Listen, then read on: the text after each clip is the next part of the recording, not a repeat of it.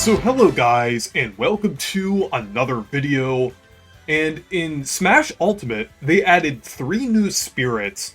I know they added some last week, but it's really cool that they're continuing to add new ones. But this week is pretty interesting, since it actually doesn't have Nintendo characters this time. Since the first one here is actually an indie rep, Zagreus from Hades, which is really cool. I heard Hades was a really good game, and I want to try it out at some point. But it's really cool that it actually has some representation in Smash Ultimate now. Like, I already know there's, actually, a decent amount of indie representation in Smash Ultimate. I mean, there really should be more, ideally. I feel like the next game should really have more indie reps and everything. But, there's definitely more indie representation than past Smash games.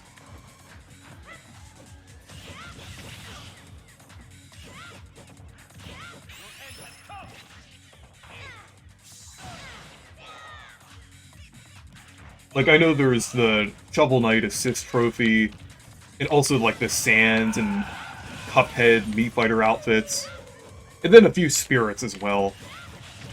I know there's, a Shantae spirit as well, but it's cool that Hades has some representation.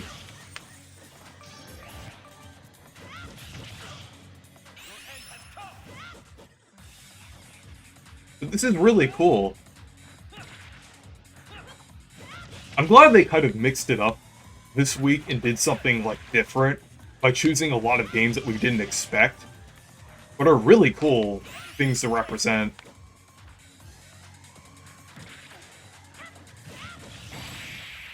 There we go.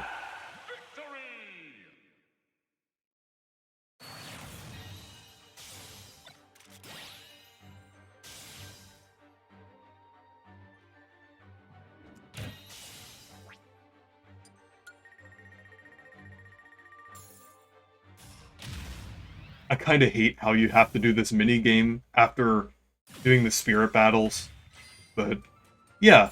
So let's move on to the next spirit here. So the next spirit here are characters from eBaseball Power Pros. But yeah, I've actually heard of this series before. It's developed by Konami, and it is fairly obscure in the West. But the latest game did get localized about a year ago. So, and I think it was really cheap on the eShop as well. But it is really cool that it has some representation in Smash, since this has been a long-running series.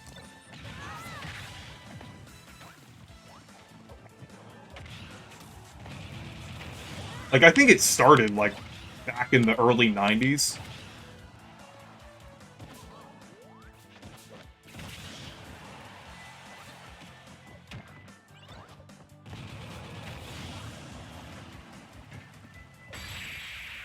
Hey, so there we go.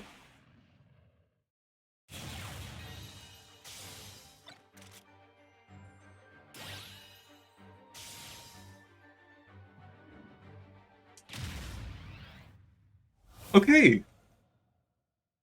So let's move on to the next spirit. So the last spirit that we'll look at that they added is the 13 Sentinels. And I heard that this game is really good. Basically from what I've heard, it's kind of like a adventure slash real-time strategy game with a really good story. And I know it was published by Atlas, at least in Japan. I don't know too much about the game, but I've heard people on Twitter say it's really good, some of my followers and everything, but I definitely want to check it out at some point. Since I definitely like story-driven games, so...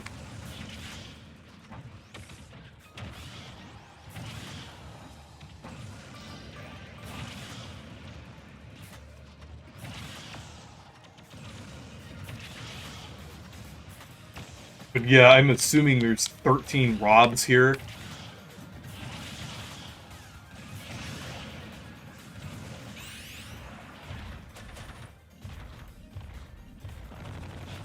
But yeah, I'm glad that this game was represented. So there we go. I would say this was a pretty solid selection.